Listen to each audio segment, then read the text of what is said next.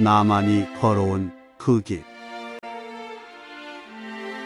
글 정명석, 사진 스타사진국, 편집 주홍빛, 발행인 유혜경, 디자인 주혜선, 발행처 도서명문, 그림 정화정, 발행일 2021년 6월 1일.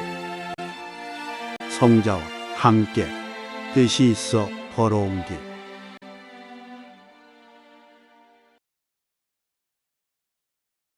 경기도 광주에서 노방전도 다닐 때 있었던 일. 한 부부의 극적인 싸움을 말려 죽음을 면케해주다. 노방전도 중 공원에서 보게 된 젊은 아주머니. 1970년대 초반 한창 노방전도를 다닐 때였다. 예수님이 스불론과 납달리 지역에 가서 복음을 전하시던 것처럼 나도 한창 전도에 불이 붙어 광주에 가서 복음을 전하였다.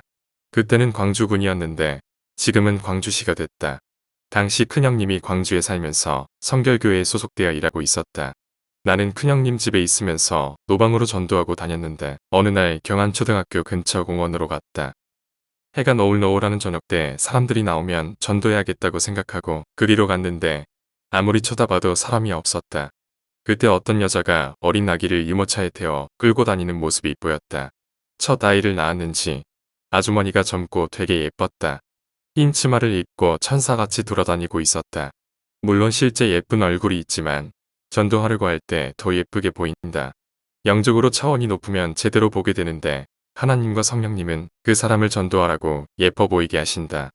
사람이 고르면 자기 주관대로 미를 보고 전도를 안 하니까 하나님은 예쁘고 좋게 보여주면서 전도하게 하신다. 그때 성령께서 말을 해보라는 감동을 자꾸 주셨다. 그런데 사람의 심리를 아니까 괜히 예쁜 여자에게 말을 걸었다가 왜 그래요? 어머, 이상해요. 하고 반응할까봐 의식되어 얘기를 못하고 있었다. 머뭇거리면서 그 주위만 맴돌았고 내 머릿속에는 저런 사람은 얼마나 행복할까? 남편은 얼마나 좋으랴? 저 여자가 사는 집은 너무나 좋겠지? 하는 생각들만 맴돌았다. 그 여자가 나를 몇 번 쳐다보았다. 왜 이렇게 따라다녀요? 낯선 남자가 왜 쳐다봐요? 어디서 왔어요? 하는 식으로 나쁘게 한마디 할 것만 같았다. 이렇게 생각하니 이야기하기가 더 어려워졌다. 그 후에 알고 보니 그 여자도 나한테 얘기를 하고 싶었는데 먼저 말을 못 걸었다고 했다.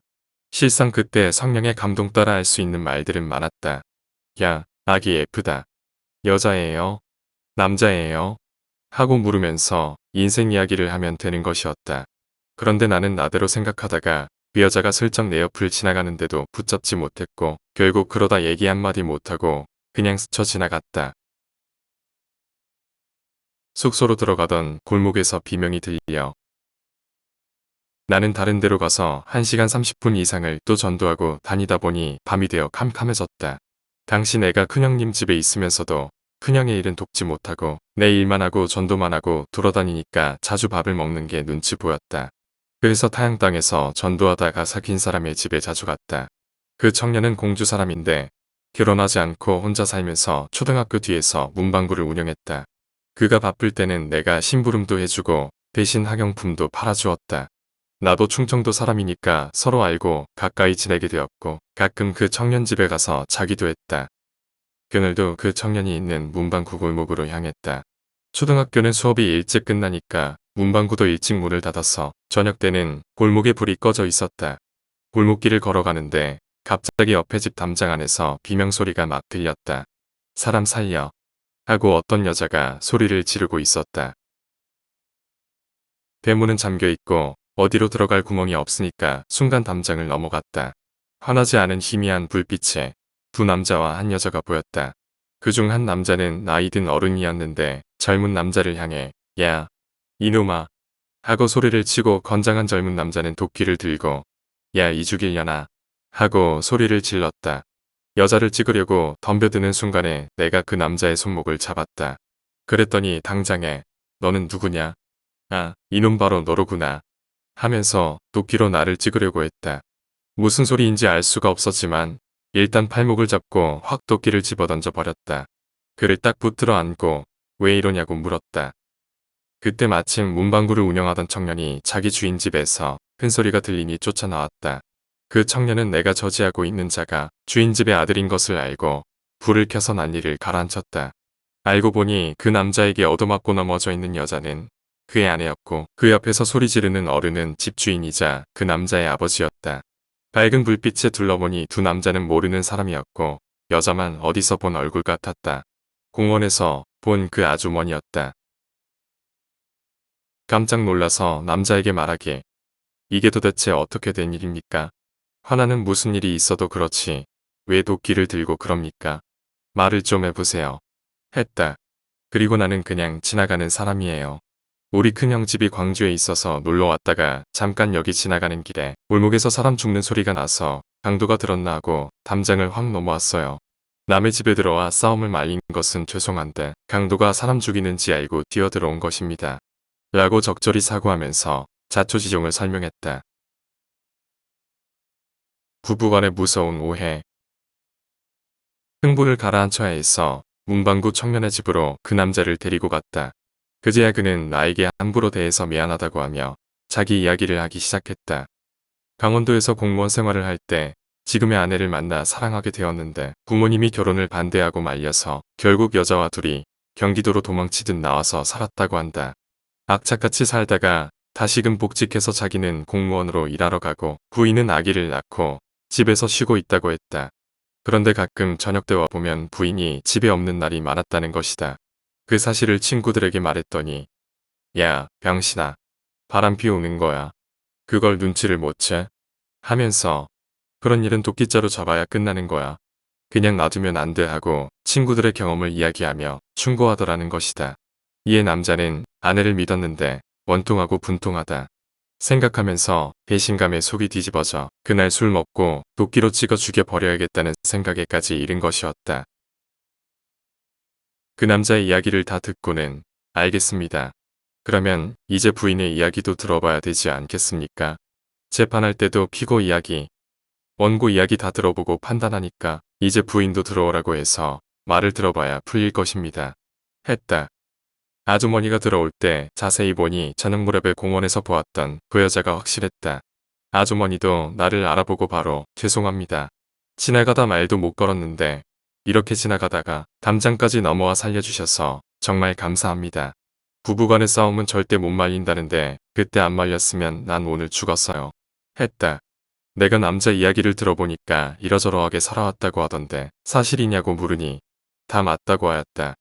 그런데 왜 늦게까지 집을 비웠냐고, 어디로 갔냐고, 누구를 만나러 갔었냐고 하니 만나긴 누굴 만나요? 이 남자 만나러 갔어요. 내 남편이요. 찌개다 끓여놔도 하도 안 오니까 남편 마중 나갔어요. 남편이 늦게 오니 그때까지 시간 보내려고 어느 때는 옆에 찻집에 가서 기다리고 어느 때는 친구 집에 가서 놀면서 기다렸어요. 했다. 그 남자는 집에 왔을 때 아내가 자주 없으니 점점 친구와 술 마시느니라 늦게 귀가하게 되고 그 여자는 남편이 항상 늦게 오니까 오히려 남자가 바람난 줄 알고 어느 술집을 다니나 하며 주변을 기웃거리기도 하고 들어오는 골목을 지키기도 했다. 그런데 서로 길이 어긋나고 시간이 안 맞고 사인이 안 맞았던 것이다. 성령이 감동 주실 때 전도해야 된다. 그날도 그 여자는 남편 때문에 고민이 되어 해질 무렵 혼자 아기를 데리고 공원에 가서 돌아다녔고 고민거리를 이야기할 사람이 필요했던 때에 성령님은 나를 만나게 하신 것이었다. 아, 내 잘못이구나. 내가 전도를 했어야 하는데 라고 깨닫게 되었다. 두 사람의 이야기를 다 듣고 나니 결국 서로 오해했음을 알게 되었고 나는 중재하고 풀어주며 이런 사건도 있군요. 서로 오해하고 죽일 뻔했으니 큰일 날 뻔했네요. 난 베트남 전쟁터에서 서로 오해하여 아군끼리 총 쏘고 죽이는 것도 봤습니다. 극적인 사랑에 극적인 오해가 있어요. 이제는 서로 확인하고 알게 됐으니 풀면 됩니다. 라고 말을 잘해주었다. 하나님께서 나를 통해 말씀하신 것이다. 다 풀어놓으니까 두 사람은 붙잡고 꺾고 굴었다. 남자도 여자도 바람 피우는 일 전혀 없다고 둘 다 털어놓고 더욱 잘 살자고 다짐했다. 시아버지는 바깥에서 그 이야기를 가만히 듣고 있었다. 원래 결혼 때부터 말렸기에 자기 아들도 며느리도 좋지 않게 생각하고 있었다. 하지만 서로 헤어진다고 하는 극적인 마당이었는데 그날 밤 결국 죄송하다고 말하고 앞으로는 그런 일 없이 열심히 살겠다고 하니 너무나 좋아했다. 그 후에 문방구 청년을 만났을 때 그 부부는 잘 지내고 사랑의 깨가 쏟아지고 있다고 하면서 수시로 자기에게도 고맙다는 말을 한다고 내게 소식을 전해주었다. 이들은 내가 싸움을 말려줘서 서로 죽이지 않고 살게 된 것이다. 안 말렸으면 살인사건이 날 뻔했다. 시아버지도 못 말리고 있었는데 내가 말리니 그 순간 남자는 아내가 바람 피우는 상대가 나인 줄 알고 나를 도끼로 찍어 죽이려 했던 것이다. 부부싸움에는 자녀도 그 아무도 못 끼어든다는데 나는 과감히 끼어들었다. 베트남 전쟁에 참전에서도 그러했듯이 화평케 하는 조건을 세우고 하나님의 사랑의 능력을 나타낸 것이다. 내가 그 옛날 27살 때 겪은 하나의 사건도 이렇게 잘 기억하는데 모든 일에 나와 함께 해주신 하나님에 대해서는 얼마나 잘 알겠는가. 사람들은 어제 일도 금방 잊어버리니 하나님께서는 내가 깨닫고 말해주어라. 내가 함께하는 것을 알아주면 더욱 함께하고 이야기해주마. 하고 말씀을 하셨다. 성경을 보면 예수님은 유대 종교인들을 향해 너희가 나를 몰라주고 심정을 몰라주니 이야기 한마디 하마. 암탉이 병아리를 품듯 내가 너희를 모으려 한 일이 몇 번이더냐. 그러나 너희가 원치 않았다. 이제 그때가 되면 돌이킬 수 없는 시대가 올 것이다. 하고 안타까움을 표현하셨다. 그 결과로 주 70년의 이스라엘 민족의 예루살렘은 함락되고 끝나버렸다. 사랑하는 신부시대의 우리들은 늘 함께 해주시는 하나님과 성령님께 감사하고 그 행하심을 알아들이며 영광 돌려야겠다. 또한 성령께서는 내가 감동 주는 대로 하여라. 늘 감동 주면 뛰쳐나가서 작고 전도도 하여라. 감동 주는 대로 하지 않으면 안 된다. 하셨다. 감동이 오면 그것이 자기 사심인지 성령의 감동인지 모를 때가 있으니 분별의 은혜를 받고 행하여 많은 생명을 살리기를 기도한다.